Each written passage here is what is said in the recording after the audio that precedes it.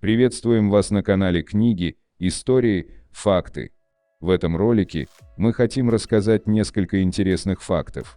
Надеемся, его просмотр будет вам не только интересен, но и полезен.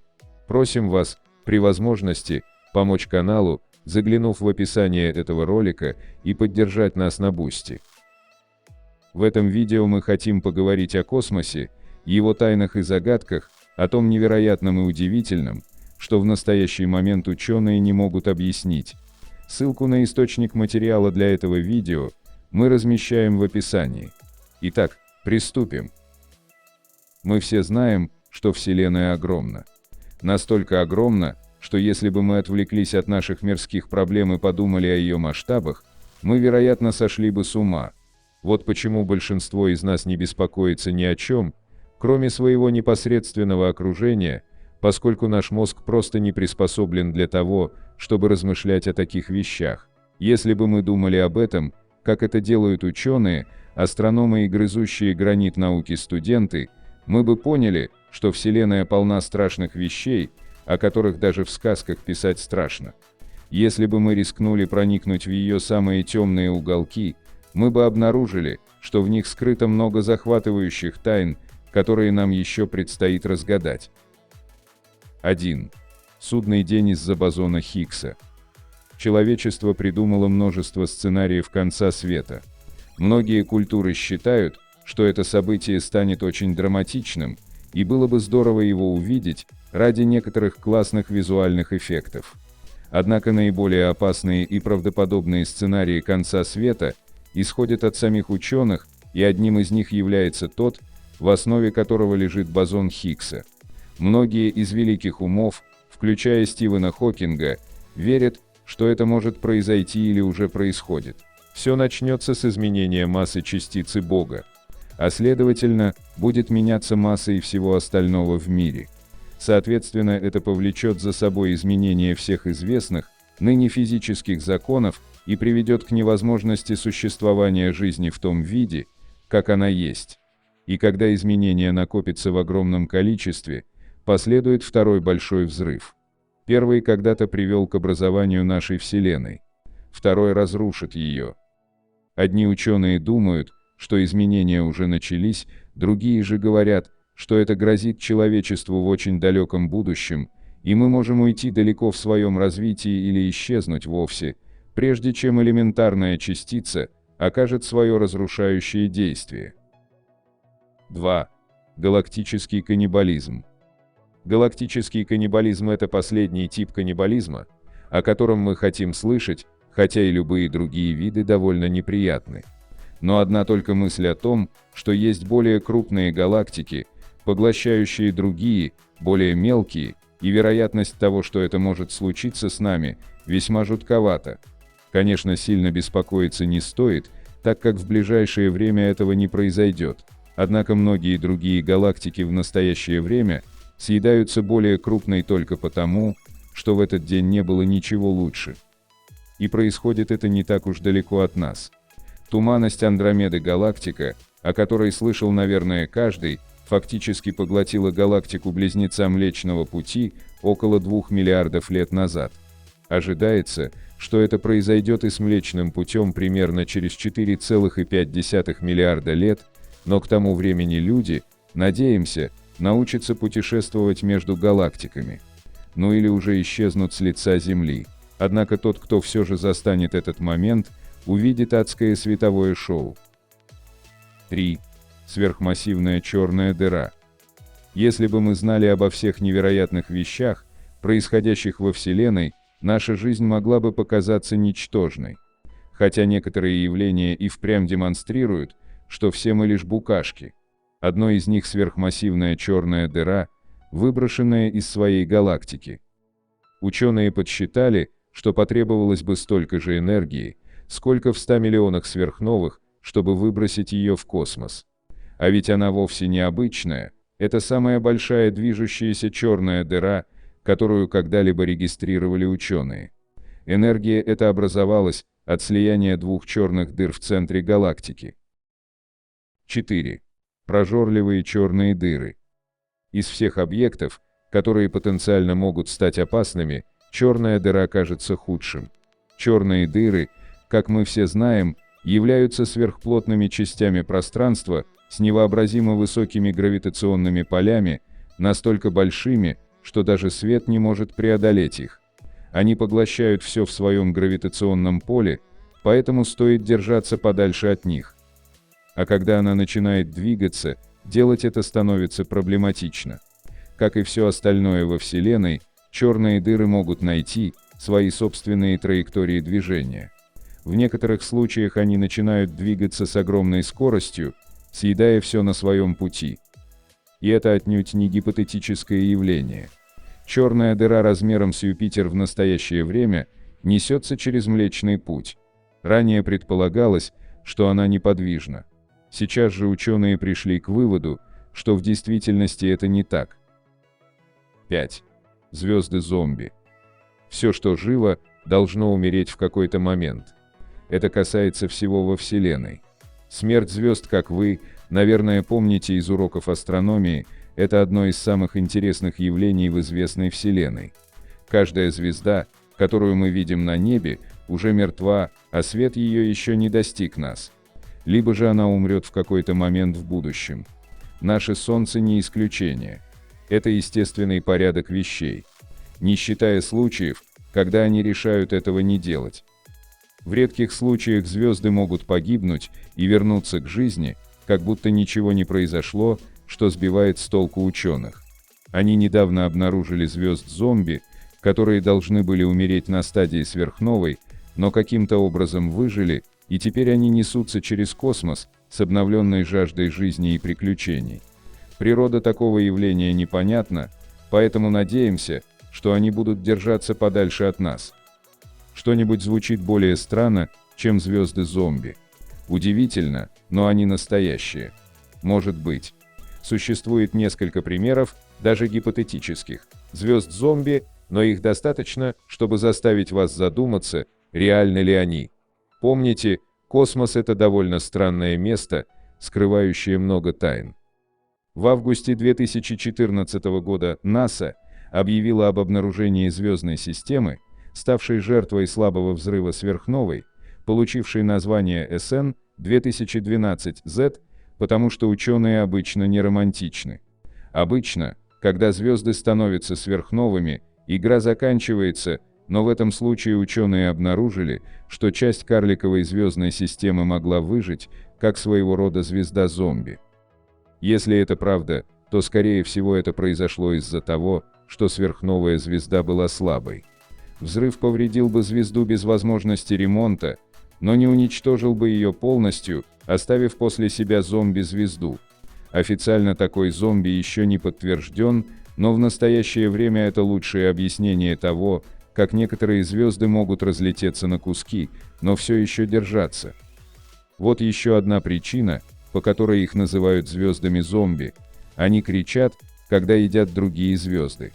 Как пояснили в НАСА, несколько, казалось бы, мертвых звезд излучают высокоэнергетические рентгеновские лучи, которые вполне могут быть их воем или криком. Если этого недостаточно, они кричат, выкачивая энергию из других близлежащих звезд, по сути питаясь ими. Но НАСА еще не знает, как звезды-зомби испускают эти рентгеновские лучи, учитывая, что они предположительно мертвы. Возможно, они не хотят знать, потому что звезда-нежить, поедающая мозги живого, не является реальностью, которой многие из нас достаточно сильны, чтобы противостоять ей. 6. Галактика без темной материи. Если вы когда-то увлекались астрономией, то точно знаете, что видимая Вселенная — это лишь крошечная доля чего-то более великого. Большая часть вещества в галактике не видна, она и называется темной материей. Можно было бы придумать и более научное название, но поскольку мы абсолютно ничего о ней не знаем, то наиболее точно описать ее можно именно как темная материя. Мы знаем, что она пронизывает все вокруг, и из нее состоят огромные пространства Вселенной. Однако еще более загадочной является галактика без этого вещества. Ранее предполагалось, что чем бы ни была темная материя, Вселенная нуждается в ней, чтобы удерживать объекты вместе. Описываемая же галактика, наряду с другими подобными ей, доказывает, что это совсем не обязательно, что порождает еще больше загадок. 7. Тройное столкновение галактик. Независимо от того, насколько скучна наша жизнь, мы можем утешаться тем, что во Вселенной постоянно происходит что-то интересное. От масштабных световых шоу до умирающих звезд. Это, конечно, далеко не скучное место. Некоторые из этих событий, тем не менее, настолько ошеломительно огромны, что лучше уж скучать здесь, на Земле, чем оказаться где-то рядом с эпицентром интересностей. Одно из них — это редкое столкновение трех галактик, подобное тому, которое миру открылось в 2007 году. Хотя две галактики сталкиваются друг с другом чаще, чем мы думаем, редко можно увидеть, как это делают три из них. То, что на фотографиях выглядит просто сгустком света, это три массивных скопления звезд, сливающихся друг с другом и образующих звезды с высокой скоростью, около 200 солнечных масс в год в центре. 8. Тайна самой большой из когда-либо найденных черных дыр. Во Вселенной довольно много вещей, которые мы не понимаем, и это здорово, потому что мы не можем знать все. Однако реально обидно, когда мы думаем, что что-то выяснили, а потом поняли, что вообще ничего не знаем. Так и с черными дырами. Особенно с одной, самой большой черной дырой времен ранней Вселенной. Она питает энергией огромный квазар, который ученые обнаружили совсем недавно. Известный как SDSS J0100, плюс 2802, он столь же яркий, как 420 триллионов Солнц, и, безусловно, самый массивный квазар, который когда-либо обнаруживали ученые. Мы не знаем, как она образовалась, потому что ничто на ранней стадии развития Вселенной не должно было стать таким большим. И это делает ее самой загадочной черной дырой из всех, которые мы знаем. 9. Самое холодное место во Вселенной. Вселенная довольно холодное место, поскольку тепла звезд достаточно, чтобы затронуть только крошечную ее часть. Мы знаем, что холодно, но не знаем насколько. По мнению некоторых ученых, самым холодным местом в известной Вселенной является туманность-бумеранг, туманность, представляющая собой гигантскую массу газа и пыли в космосе. Там настолько холодно в среднем, минус 272 градуса по Цельсию, что ученые пытались понять, что же именно произошло с этим местом некоторое время назад. И согласно недавнему исследованию, есть неплохое объяснение. По-видимому, туманность образовалась после того, как одна звезда врезалась в другую большую звезду, проходящую через последние стадии своей жизни, в результате чего большая часть ее вещества была выброшена в виде холодного взрыва. Несмотря на то, что мы сейчас далеки от опасности, это то место, которое не стоит исследовать даже тогда, когда человечество научится путешествовать между звездами. 10. Странная материя. Сложно представить, что что-то с таким невзрачным названием, как странная материя, может быть ужасающим. Похоже, что ученые придумали временное название, когда не могли определить, что собой представляет это вещество, хотели позже переименовать, но забыли. По сути, странная материя, которая может содержать много типов частиц, не похожа на то, что мы видели раньше. Как мы знаем, обычная материя состоит из атомов с ядром, которое содержит протоны и нейтроны. Они, в свою очередь, состоят из кварков, которые в обычном состоянии сгруппированы и придают всему, что нас окружает, уникальные свойства. Однако в экстремальной ситуации кварки движутся свободно, и, казалось бы, нет границ или правил относительно того, что они должны делать. Это совершенно другой тип материи, и он может изменить свойства всего, с чем соприкасается, превратить в себя же. Да, крошечный кусочек странной материи где-нибудь во Вселенной полностью изменяет по сути, разрушает саму природу материи вокруг него. К счастью, не было доказано, что странное вещество существует где-либо во Вселенной, поэтому пока оно есть только на бумаге. Но, к сожалению, совсем недавно ученые нашли нечто, очень похожее на то, что, по их мнению, могло бы быть странной материей. 11. Почему Земля убегает от Солнца? Ученые уже давно научились измерять расстояние от нашей планеты до светила. Сейчас оно считается равным 149 597 870 километрам. Раньше полагали, будто оно неизменно. Но в 2004 году российские астрономы обнаружили, что Земля удаляется от Солнца примерно на 15 сантиметров в год, это в 100 раз больше, чем погрешность измерений. Происходит то, что раньше описывали лишь в фантастических романах. Планета отправилась в свободное плавание, природа начавшегося путешествия пока неизвестна. Конечно, если скорость удаления не изменится, то пройдут еще сотни миллионов лет, прежде чем мы отойдем от Солнца настолько, что планета замерзнет. Но вдруг скорость увеличится. Или наоборот, Земля начнет приближаться к светилу. Пока никто не знает, что будет происходить дальше. 12. Кто пионеров не пускает за границу? Американские зонды «Пионер-10» и «Пионер-11» были запущены, соответственно, в 1972 и 1973 годах. К нынешнему моменту они уже должны были вылететь за пределы Солнечной системы. Однако в определенные моменты один и второй по непонятным причинам начали менять траекторию, словно неведомая сила не хочет отпускать их слишком далеко. «Пионер-10» отклонился уже на 400 тысяч километров от рассчитанной траектории. «Пионер-11» в точности повторяет путь собрата. Есть множество версий: влияние солнечного ветра, утечка топлива, ошибки программирования. Но все они не слишком убедительны, поскольку оба корабля, запущенные с интервалом в 11 лет, ведут себя одинаково. Если не принимать в расчет козни инопланетян или божественный замысел не выпустить людей за пределы Солнечной системы, то, возможно, тут как раз проявляется влияние загадочной темной материи. Или же действуют какие-то неизвестные нам гравитационные эффекты. 13. Что таится на окраине нашей системы? Далеко-далеко за карликовой планетой Плутон есть загадочный астероид Седна, один из самых крупных в нашей системе. К тому же Седна считается самым красным объектом, в нашей системе он даже краснее Марса. Почему, неизвестно.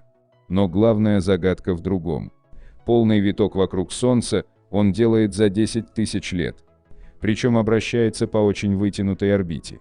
То ли этот астероид прилетел к нам из другой звездной системы, или, может быть, как считают некоторые астрономы, с круговой орбиты его сбило гравитационное притяжение какого-то крупного объекта. Какого?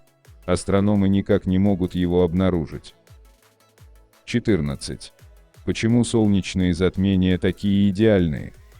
В нашей системе размеры Солнца и Луны, а также расстояние от Земли до Луны и до Солнца подобраны весьма оригинально. Если с нашей планеты наблюдать солнечное затмение, то диск Луны идеально ровно закрывает диск светила, и их размеры совпадают в точности. Была бы Луна чуть меньше или же находилась дальше от Земли, то полных солнечных затмений у нас никогда бы не было. Случайность? Что-то не верится. 15. Отчего мы живем так близко к нашему светилу? Во всех изученных астрономами звездных системах планеты располагаются по одному и тому же ранжиру. Чем крупнее планета, тем ближе она к светилу. В нашей же Солнечной системе гиганты Сатурн и Юпитер располагаются в середине, пропустив вперед малышей Меркурий, Венеру, Землю и Марс. Почему так произошло, неизвестно. Если бы у нас был такой же миропорядок, как в окрестностях всех других звезд, то Земля бы находилась где-то в районе нынешнего Сатурна. А там царит адский холод и никаких условий для разумной жизни. 16. Кто разгоняет космические зонды? В 1989 году исследовательский аппарат Галилео отправился в далекое путешествие к Юпитеру. Для того, чтобы придать ему нужную скорость, ученые использовали гравитационный маневр. Зонд дважды приближался к Земле так, чтобы сила гравитации планеты смогла его подтолкнуть, придавая дополнительное ускорение. Но после маневров скорость Галилео оказалась выше рассчитанной. Методика была отработана, и раньше все аппараты разгонялись нормально. Потом ученым пришлось отправлять в дальний космос еще 3 исследовательские станции. Зонд Нир отправился к астероиду Эрос, Розетта полетела изучать комету Чурюмова-Герасименко, а Кассини ушла к Сатурну. Все они совершали гравитационный маневр одинаково, и у всех окончательная скорость оказывалась больше расчетной. За этим показателем ученые следили всерьез после замеченной аномалии с Галилео. Объяснения тому, что происходит, не было.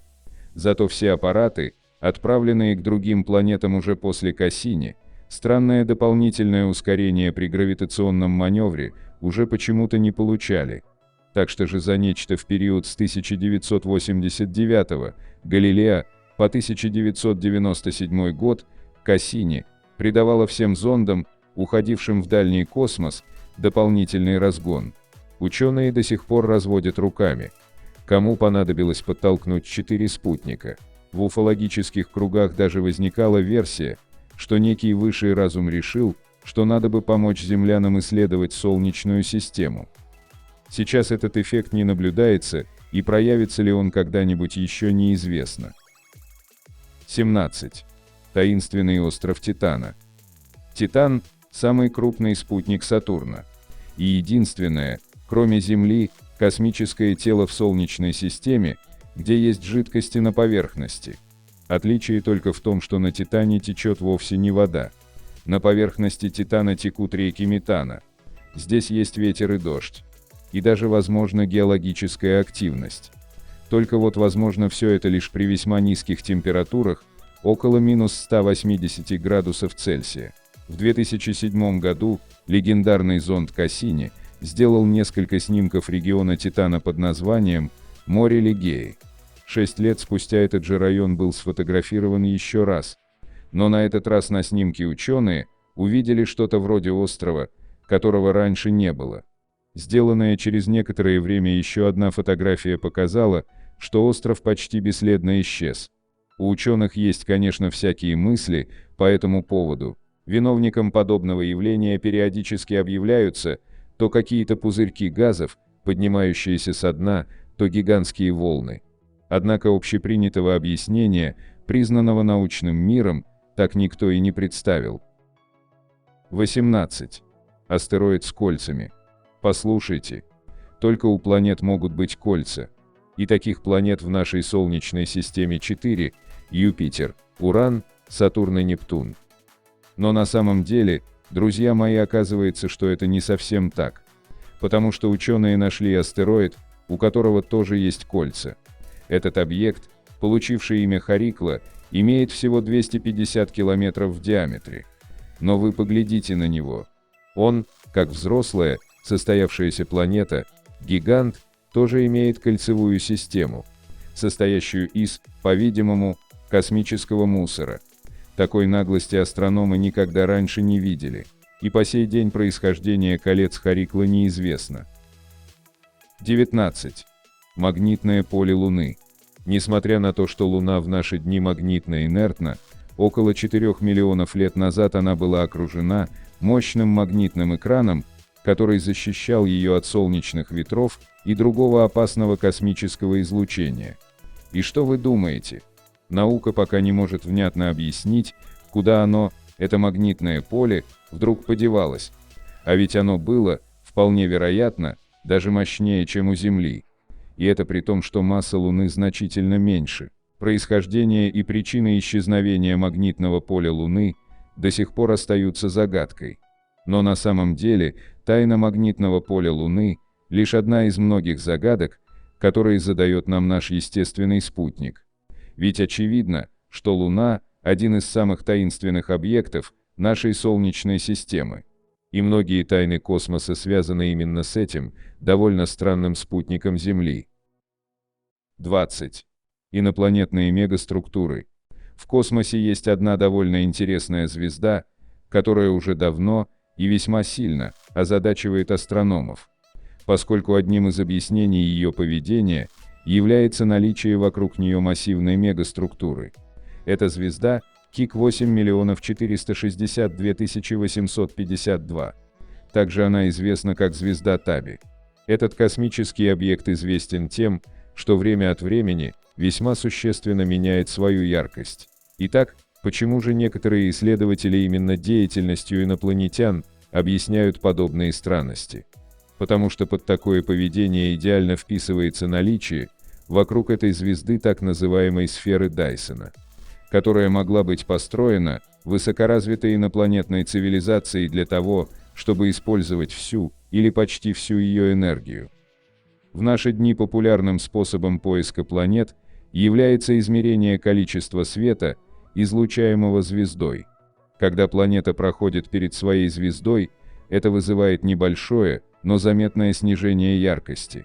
И измеряя частоту этих провалов, плюс размер, можно многое определить о природе планеты. Например, является ли она потенциально пригодной для жизни и, следовательно, является домом для инопланетной жизни. Иногда, однако, наблюдающие телескопы видят вещи, которые труднее объяснить. Кик 8 462 852 звезда в созвездии Лебедя примерно в 1400 световых годах от Земли. В отличие от звезды с планетой на орбите, эта звезда показывала провалы яркости до 20%, и они определенно не были регулярными. Одним из объяснений было облако фрагментов кометы, которые попали на узкую орбиту вокруг звезды, но другая теория предлагает нечто гораздо большее. В 1960 году физик Фримен Дайсон предложил теорию, согласно которой разумная инопланетная цивилизация вырастает до точки, когда ей потребуется больше энергии, чем может быть произведено на одной планете. Он предположил, что такая развитая цивилизация могла бы построить массивную орбитальную структуру, называемую сферой Дайсона, которая сможет захватывать значительную часть солнечной энергии звезды системы и делать ее доступной для населения.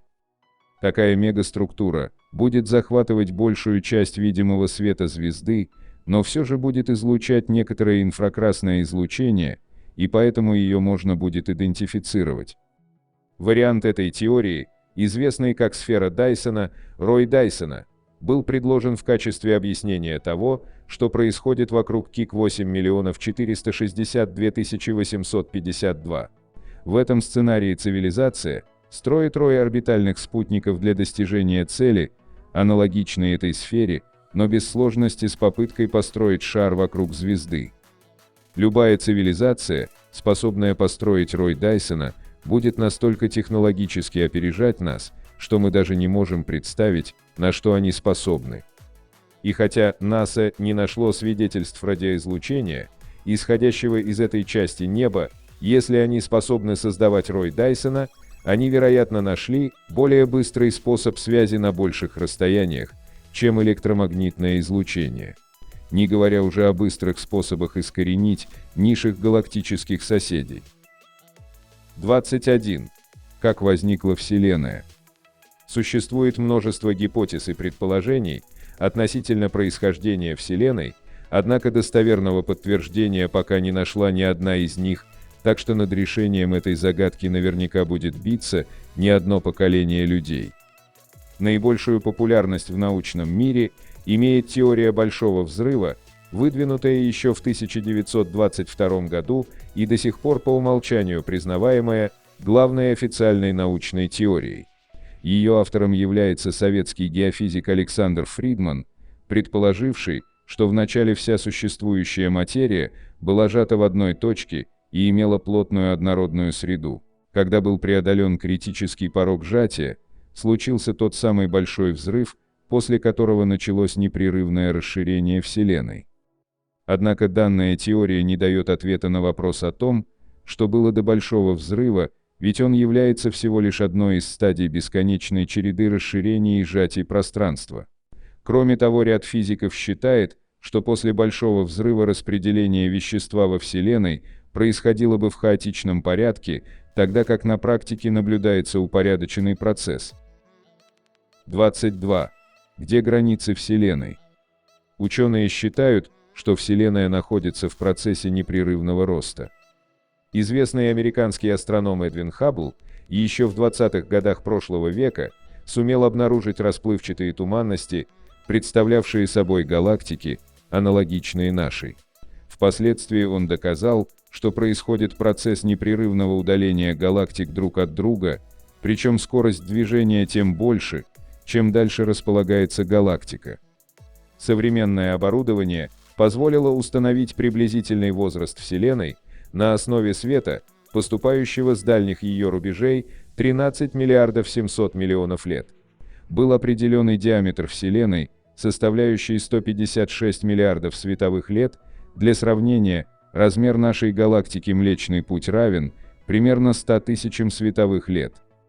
При дальнейшем ускорении движения галактик, в какой-то момент их скорость превзойдет скорость света, и увидеть их будет уже невозможно, поскольку передача сверхсветового сигнала не представляется возможной.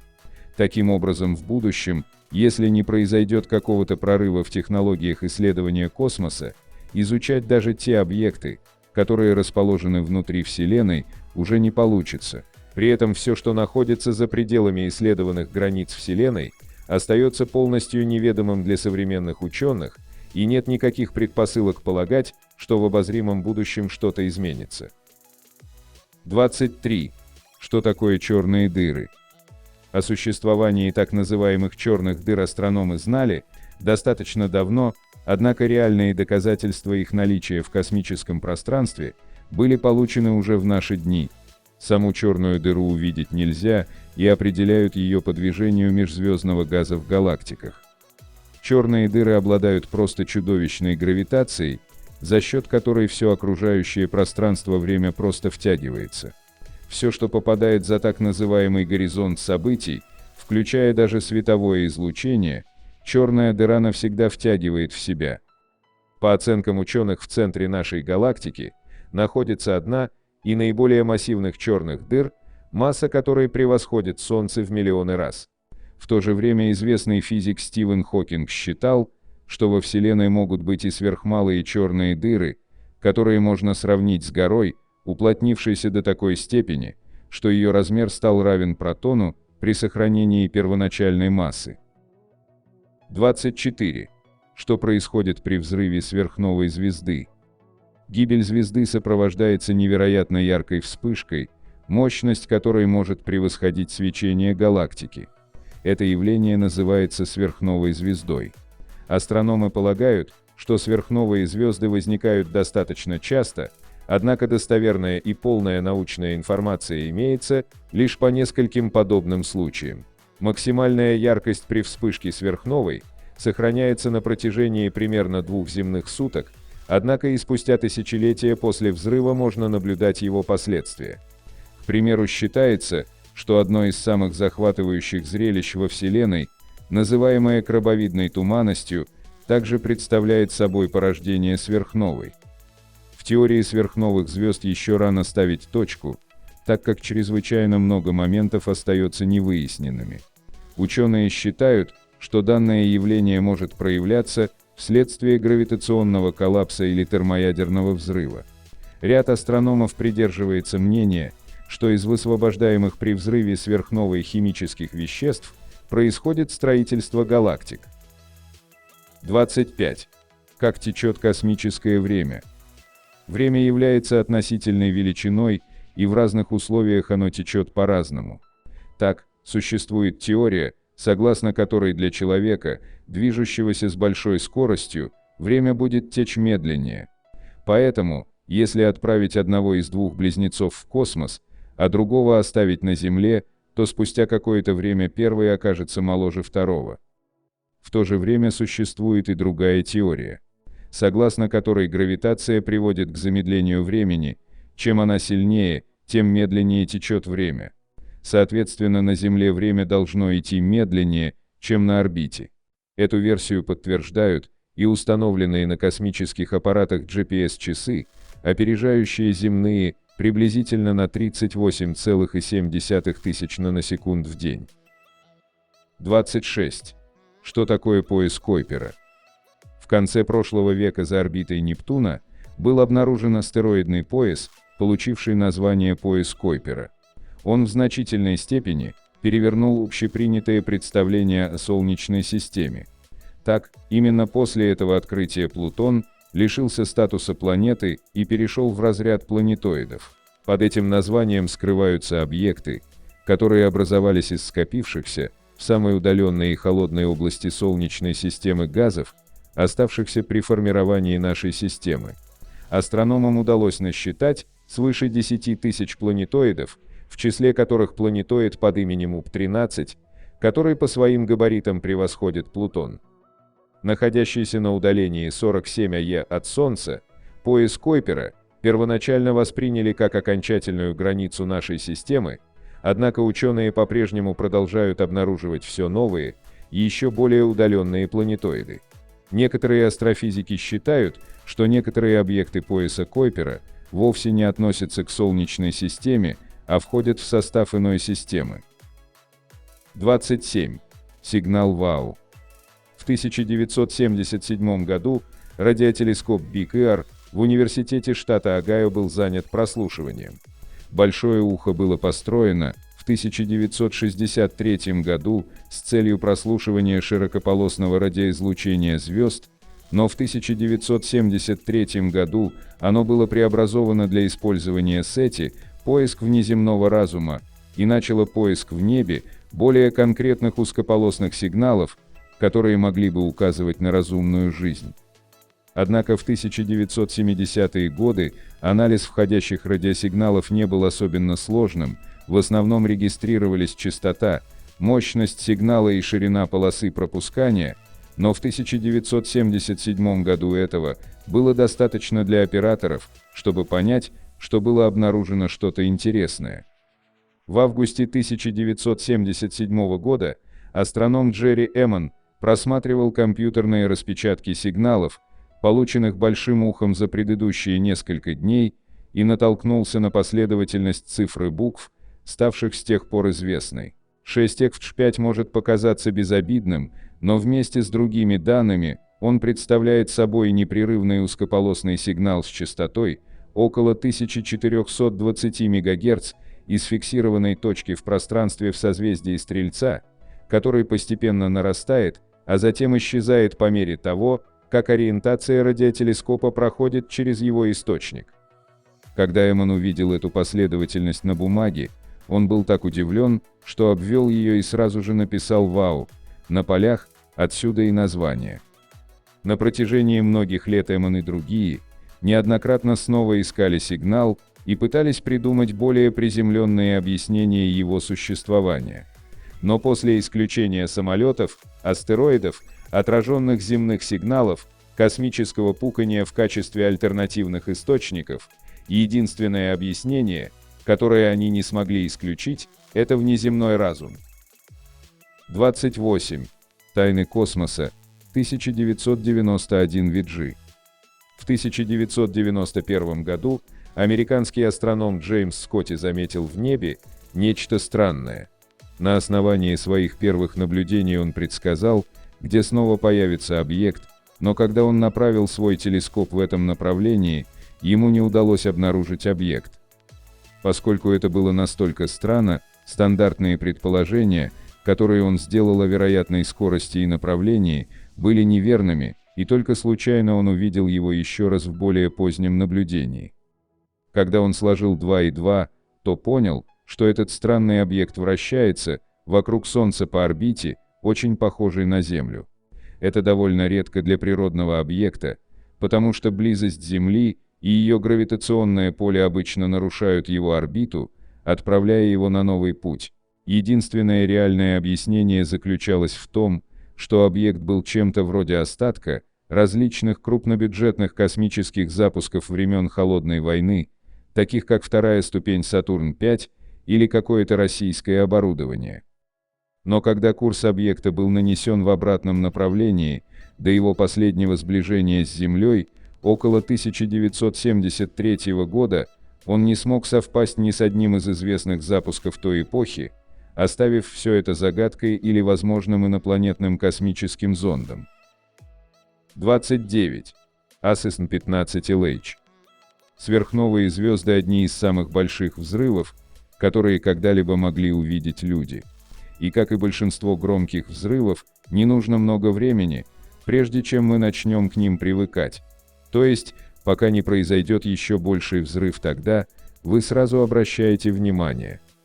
Так обстоит дело с ASN-15 LH, сверхсветовой сверхновой, впервые наблюдаемой в июне 2015 года, которая возникла на расстоянии 2,8 миллиарда световых лет и, следовательно, 2,8 миллиарда лет назад. Особенностью ASN-15 LH является то, что ученые не могут это объяснить. В отличие от обычной сверхновой, ASN-15 LH была в 10 раз ярче и значительно мощнее. Кроме того, когда астрономы проанализировали излучаемый свет, они не смогли найти доказательств наличия водорода, который должен был присутствовать. Лучшее объяснение этой тайны космоса включает нечто, называемое магнитаром разновидность магнитной нейтронной звезды, которая, быстро вращаясь с мощным магнитным полем, могла бы обеспечить дополнительную энергию расширяющемуся шару перегретого газа. Однако ASN-15 LH быстро испустил больше энергии, чем мог бы обеспечить магнитар, и продолжал работать. Спустя месяцы после того, как он впервые зацвел, он все еще выделял больше энергии, чем вся галактика Млечный Путь, в которой мы живем. Но на этом странности не закончились. Обычное поведение сверхновой – это яркая вспышка, за которой следует медленное затухание. И хотя ASN-15 LH изначально следовала этому курсу, через несколько месяцев после того, как она начала угасать, ультрафиолетовый свет снова начал усиливаться. Это не совсем неизвестное поведение сверхновых, но излучаемый свет не соответствовал обычной схеме. Ученые до сих пор не могут полностью объяснить самый большой взрыв, известный человечеству со времени первого, и это довольно страшно. 30. Великий аттрактор. Вам когда-нибудь снился кошмар, в котором вы оказались в ловушке и вас тащат к неизбежной гибели? Что ж, возможно, вы не хотите знать, но в галактическом масштабе мы живем в этом кошмаре прямо сейчас. Это связано с тем, что со скоростью 2,2 миллиона километров в час Млечный Путь, его спутники галактики и различные галактические прихлебатели движутся в область космоса, о которой мы мало что знаем. Скорость, с которой мы движемся, подразумевает, что область пространства создает огромную гравитационную силу, примерно эквивалентную 10 тысячам галактик. А поскольку он всасывает все на значительном расстоянии, этот таинственный регион был назван Великим аттрактором. Великий и устрашающий аттрактор находится в области космоса, которую астрономы называют зоной избегания, что иронично, потому что мы не можем избежать этого. Она названа так, потому что находится точно по ту сторону самой плотной части Млечного Пути, поэтому наблюдать его сквозь все эти звезды и массивные облака космической пыли практически невозможно. Тем не менее, астрономы повернули некоторые из своих инструментов в направлении аттрактора и определили, что хотя в этой области есть куча ранее неоткрытых галактик, их все еще недостаточно, чтобы объяснить действующую силу. Таким образом, истинным источником нашей гибели остается либо ранее немыслимая гравитационная масса, которую мы не можем идентифицировать, либо, возможно, межзвездный эквивалент серийного убийцы интернет-знакомств, скрывающий свою личность за идеально созданным профилем, чтобы заманить всех в пределах досягаемости и неумолимо втянуть их в свой грязный космический фургон с затемненными окнами, грязным ковром и целым сверхскоплением хлороформа. 31. Темная энергия. В 1998 году телескоп Хаббл обнаружил, что Вселенная расширяется намного быстрее, чем это было раньше. С тех пор НАСА и другие пытались выяснить, почему, но до сих пор не знают. У них есть теории, вроде того, что НАСА окрестила каким-то странным видом энергетической жидкости, заполняющей космос. Хотя такая энергетическая текучая среда не была доказана или опровергнута, они окрестили ее темной энергией. Так что же такое темная энергия? Поскольку мы говорим тут про тайны космоса, логично будет ответить, что мы не знаем. На самом деле, все, что мы знаем наверняка, это то, что ее гораздо больше, чем световой энергии. По оценкам НАСА, Вселенная на 68% состоит из темной энергии, или примерно столько же, сколько было у Дарта Вейдера, когда он начал сомневаться в своей лояльности императору. Двоюродный брат темной энергии, почти такая же загадочная темная материя, составляет еще 27% Вселенной. Остальные 5% это световая энергия или то, что мы действительно видим. До 95% Вселенной невидимо.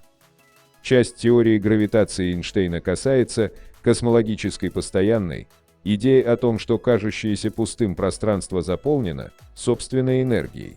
Эта энергия будет производиться в космосе, поэтому по мере того, как Вселенная расширяется и создает больше пространства, эта дополнительная энергия заставит Вселенную двигаться еще быстрее. Но поскольку мы не имеем ни малейшего представления о том, как космос может производить свою собственную энергию, межзвездный фотосинтез – это всего лишь одна из многих недоказанных теорий. 32. Как закончится Вселенная? В конце концов, Земля умрет, почти наверняка потому, что Солнце опалит ее, когда превратится в красного гиганта. Это не случится еще 6 миллиардов лет, так что продолжайте платить налоги. Однако менее точно известно, когда сама Вселенная умрет и как. Все, что мы знаем наверняка, это то, что это произойдет. Некоторые ученые считают, что Вселенная погибнет из-за тепловой смерти, когда разница в тепле между отдельными объектами станет нулевой.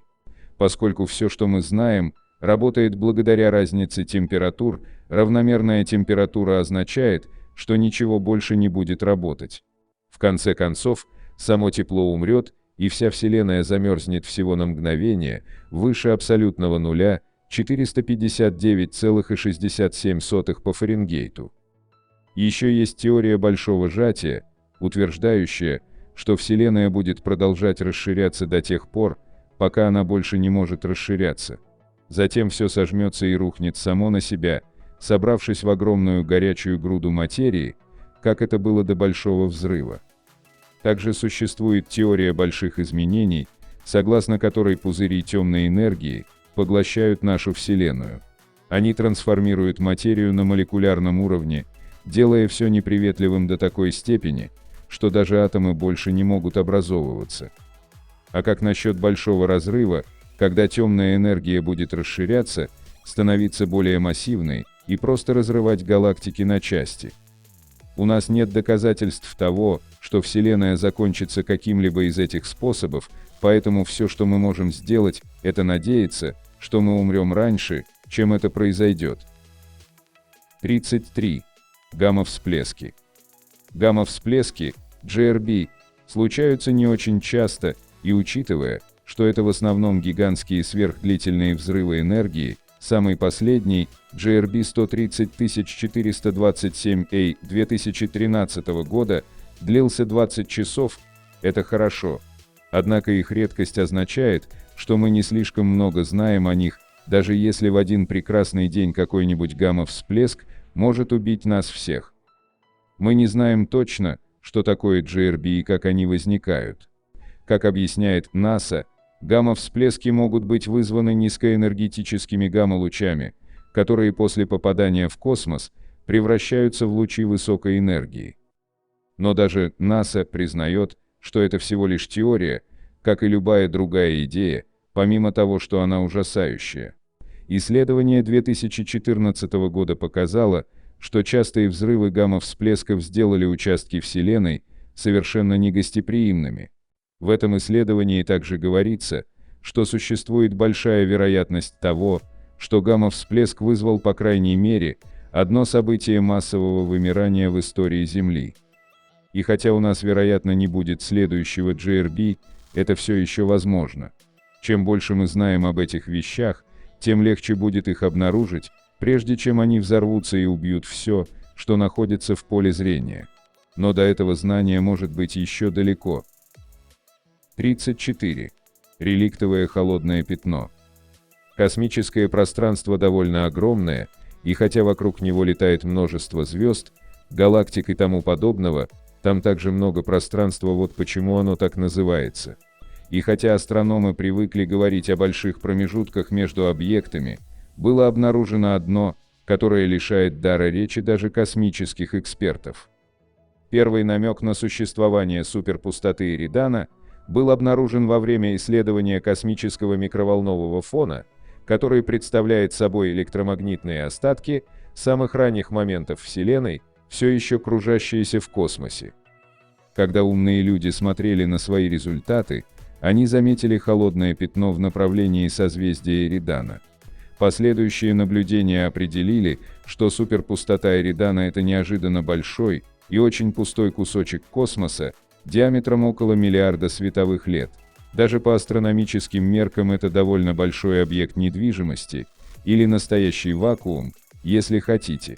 Тайны космоса, реликтовое холодное пятно, другие пустоты, были обнаружены и раньше, хотя эта суперпустота настолько велика, что не может быть объяснена текущими теориями Вселенной, что вызывает серьезное беспокойство. Тем не менее, ученым нравится возможность предложить новую теорию, и некоторые из них весьма креативны. Самая простая идея предполагает существование сверхмассивной черной дыры с массой в тысячи галактик. Она могла бы всасывать все звезды, планеты, пыль, свет, темную материю и космическое микроволновое фоновое излучение, становясь все сильнее с каждым приемом пищи. Черные дыры всегда интересны, и даже более того, они невероятно массивные, но наука придумала еще более ужасающую теорию. Видите ли, вместо черной дыры некоторые исследователи предположили, что пустота на самом деле является свидетельством существования параллельной Вселенной, без сомнения с ордами технологически продвинутых и безжалостных инопланетян, которые только и ждут возможности изгнать нас. Требуется дополнительная работа, чтобы поверить в эту теорию параллельной Вселенной, а не инопланетян, но будем надеяться, что это неправда. Одной Вселенной вполне достаточно. Чтобы чувствовать себя незначительным, нам не нужно еще несколько тысяч, чтобы еще больше обесценить наши жизненные цели. 35. Темный поток. Наблюдаемая Вселенная составляет около 90 миллиардов световых лет в поперечнике. Достаточно большое пространство, чтобы иметь тайны космоса, которые еще предстоит разгадать нашим потомкам в далеком будущем. Но эксперты считают, что весь космос как минимум в 250 раз больше. И, по-видимому, что-то там влияет на галактики, которые мы видим, заставляя некоторые исчезать, как космическая пыль на ветру. В 2008 году команда НАСА обнаружила странные, неожиданные движения в далеких скоплениях галактик. Казалось, что эти движения направляют эти галактики в одном направлении, вдали от всего, что мы можем видеть. Ведущий ученый группы Александр Кашлинский не уверен, что вызывает эти странные движения, и знает только то, что это что-то невидимое. Итак, он выдвинул теорию о том, что силы за пределами того, что мы можем видеть, контролируют эти скопления, дублируя то, что называется темным потоком. Нет лучшего названия для невидимой силы, втягивающей целые галактики в таинственную пустоту, которую мы даже не можем увидеть. Удивительно, но мы не только не знаем, что такое темный поток, мы даже не уверены, существует ли он. Как сообщает New Scientist, данные 2013 года, полученные с космического корабля Planck, по-видимому опровергли этот поток, основываясь на карте с высоким разрешением, показывающей, что скопления галактик не уходят от нас, как марширующий оркестр из одной линии. Но даже некоторые ученые Planck настаивают на том, что данные были ошибочными, и в 2015 году Кашлинский и его команда вернулись с удвоенной силой. Они заявили, что последующие исследования подтвердили их первоначальные результаты, и один и тот же дипольный маркер темного потока появился во всех их тестах. Это говорит о том, что темный поток существует, хотя мы все еще не знаем наверняка. Надеемся, это не так, потому что если так, наш Млечный Путь может быть следующим в очереди, чтобы присоединиться к черному параду. Возможно, эти тайны космоса, или некоторые из них никогда не будут объяснены. Быть может, на пути к их разгадке ученые обнаружат другие, еще более странные и ужасающие, кто знает. Но пока спите спокойно. Благодарим за просмотр этого ролика, И просим подписаться на канал Книги, Истории, Факты и нажать на колокольчик. Вам наверняка понравится. Мы расскажем еще много интересного и познавательного.